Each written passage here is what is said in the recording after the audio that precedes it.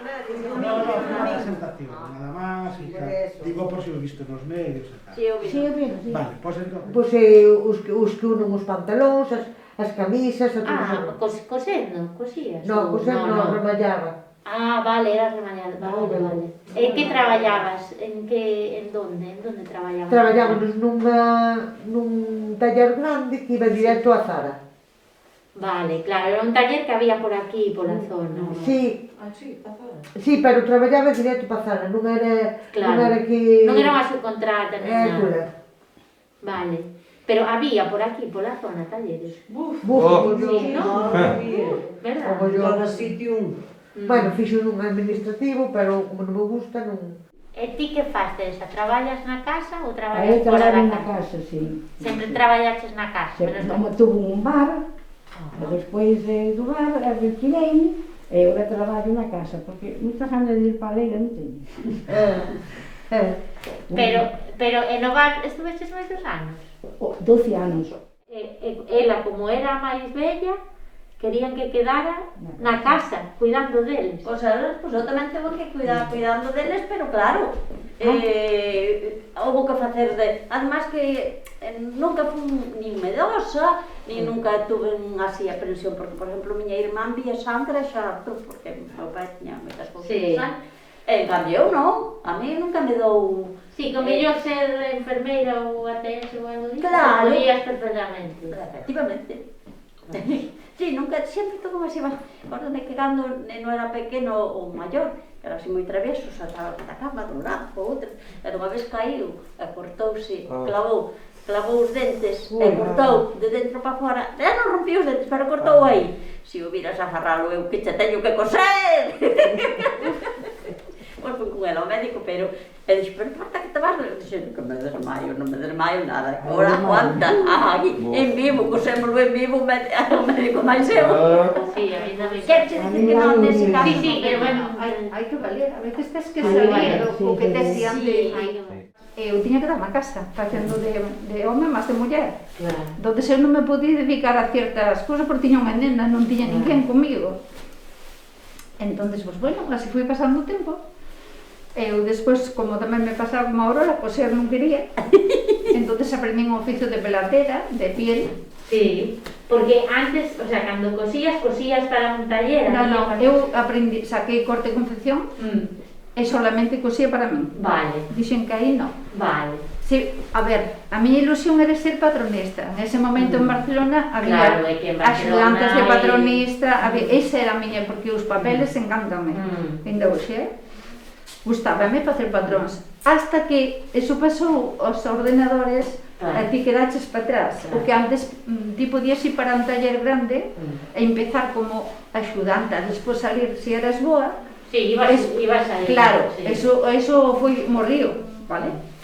Entonces, como, porque o además fixera tamén un pouco de escalado, bueno, que me gustaba ese tema. Sí. Bien que por aí non podía ir, porque además tamén tiña outro problema añadido. Eu non podía deixar a nena según como. Entonces, ti non lle podías dicir, sí, podo vir mañán, pero non, ali había que ir ou non. Bueno, sí, tiñes que ter un traballo flexible, que se adaptar a ti e ele. Bueno, había unha amiga, precisamente de aquí de Barcelona, de Gallega, Ourense, e tiñan un taller que era que la cosían para Lueve, casi nada, En Barcelona eso era palabras mayores. Ali, en Poblano tiña... Bueno, talleres por Barcelona de piel hubo aí, bueno. Entonces un día, que nos levábamos moi ben, porque tiña unha nena do tempo de miña, a conocémonos ali, dixome Rosa, ven para o taller con nós, que estamos traballando. Eran 2 personas, dice, faime falta unha persona, porque tiña un irmán con ela, matarase, bueno, pois cousas que pasan na vida. Bueno, dixo, pero que eu nunca collí, a piel é un outro oficio, non ten nada que ver. Distintas máquinas, distinto todo. E dixome, bueno, ti ven e aprendes tablero, que xa hai que empezar a traballar nunha máquina, nunha mesa, e despois o da máquina xa o fago eu necesito ter. Vale, pero chegou un momento, todo isto, que a min eu sobraba porque habíame que asegurar. Vale, eu logo dixo, non, poden estar tantas, pero non poden estar cuantas. Eu sobraba. E dixome, bueno, pois, eu sinto muchísimo, pero digo, non importa. Entonces, había outras que traballaban de mansolas nas casas, porque a piel en Barcelona chegou a dar moitos cartos. Eu cheguei a ganar moitos cartos. Así me fastidiei, non? Por abusar. E quero che dicir que empecé sola na casa. Primeiro fui con unha señora.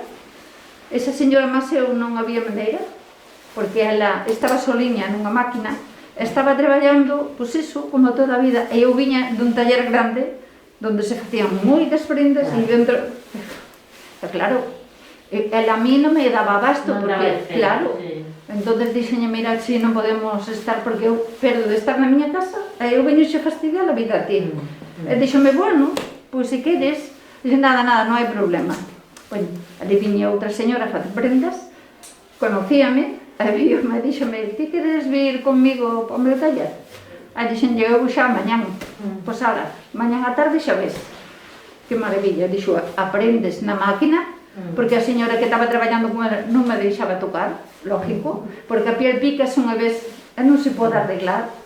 Non é como a roupa tiras do fío, volves a pasar a costura. Para que a pasáchela está estropeada, eso é moito riesgo, Pero por vergonza, queimaba.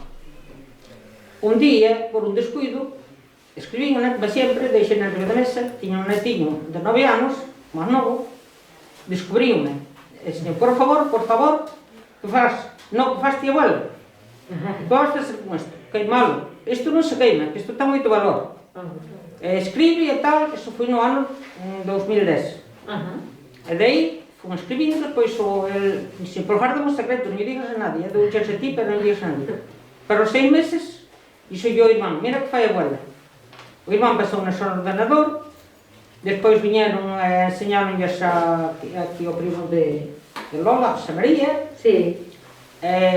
Tiñamos ali unha que nos viña a facer con psicoterapia, fixenlle unha, tanto lle encantou, fixome a recitar alá nun evento que fixeron da musicoterapia.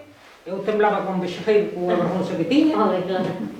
Despois mandaron a televisión de Galicia, José María, fixeron Telefín, no mellor da vida. Despois veu un que chaman José Manuel, que é un profesor, é de Malpica, pero non vive en Malpica. Fixo un libro que está aí, de antologías de poetas de Cabana de Bergantiño, somos 5, puxo 10 poemas de cada un nese libro. Despois, no 2018, publicaron o primeiro libro de poesía. Eu fui empujada por José María, que lle dou as gracias, que se non fora ele non facían.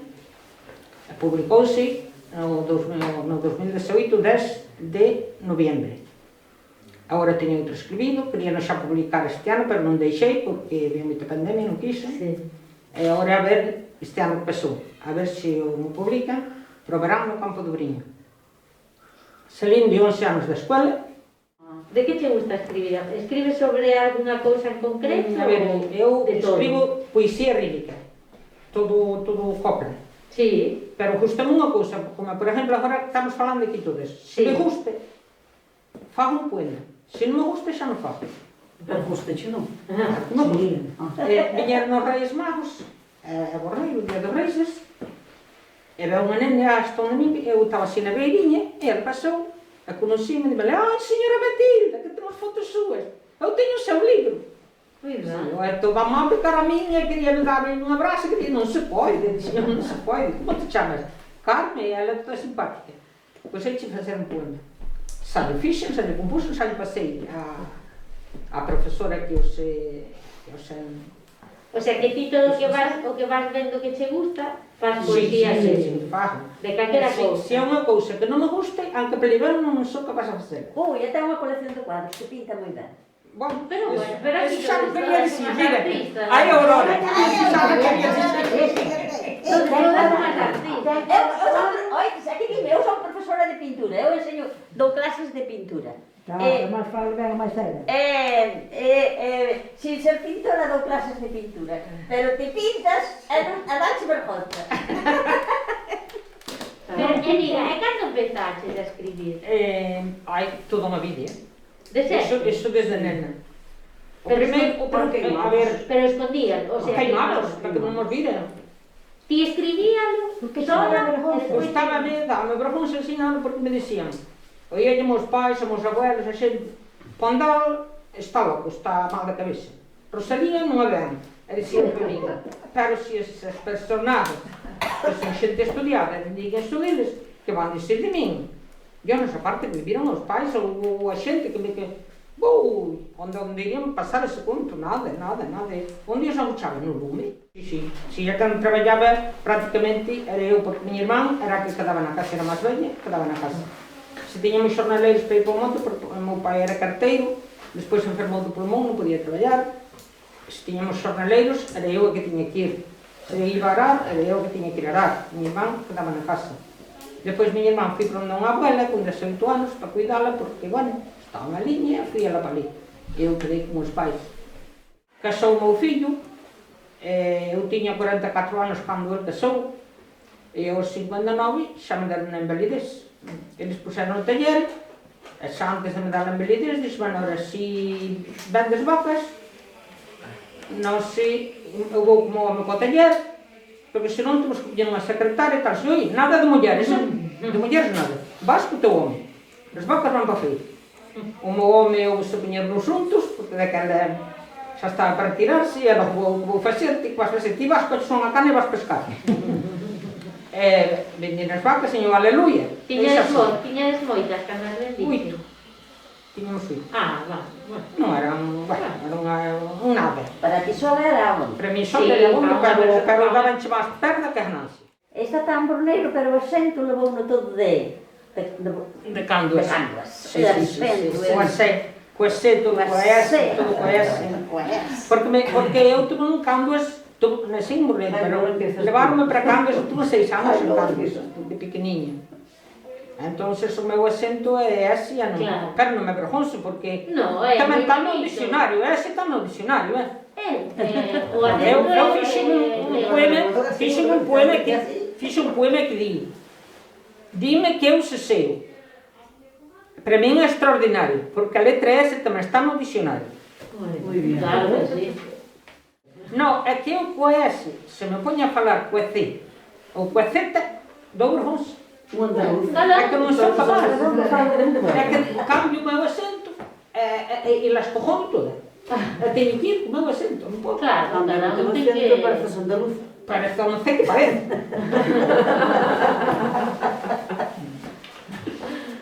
Eu son daqui, desta aldea, do Couto, e vivían sempre aquí. Estou con os pais. E, bueno, fui á escola, da GB, e despois na casa había 3 abuelos, meu pai en Alemania. Tu pai emigrou. Foi el solo. El solo. Miña nai dos derechos, era administradora, xa estaba, e tiña tamén así animales, miña abuela estaba encamada moitos anos, así nunha cama. E, bueno, daquela empecé a facer así cursos, a cousas de axuda a domicilio, aquí nesta asociación, xa de toda a vida. Claro. Aquí Xa funcionaba. Xa funcionaba, entonces teño cursos para maiores, pero claro, ahora son os pais maiores. Entón, bueno, fun tamén de axuda a domicilio, así, bueno, teño un rapaz de 35 anos, estudiou en Santiago, ADE, despois fui para Madrid, collí o traballo en Madrid e marchou xa.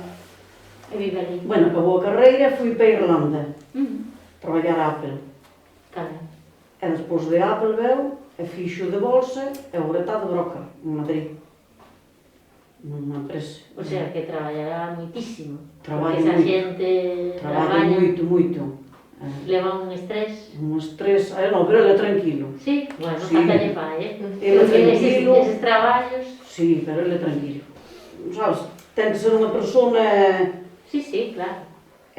Sí, eu estou con meus pais. Bueno, por exemplo, no tempo en maio ou por aí, pois, boto sacada nunha finca que ainda me axudan de fava asturiana, e vendo con restaurantes da Coruña, que Non traballaste no taller de costura tamén? sí, estou traballando. Que ti era É verdade. meu Que? Porque estuve traballando para Selma, facendo sujetadores. E de Vigo. Sí, pero despois, o Selma, como aquí en Cabana de Meaño, tiña un taller, e, bueno, traballaba ali, e, bueno, de maravilla, o sea, sujetadores. No Diera? Sí, salían sujetadores, e, bueno, moi ben, además, boa marca. Sí, esa marca é moi... Pero despois empezou a nos salvar para Marruecos, non sabes? O de sempre. O de sempre, bueno, despois veu unha empresa do polígono de Idagrela que chamaban Recapa, e tamén trouxo, pero, bueno, xa pagaba menos, e, bueno, despois a rapaza, bueno, a chica que mandaba ali, pois, tiña a tanzar, o sea, facendo patronal, bueno, ten bo puesto, pero o taller, o sea, esos de Vigo,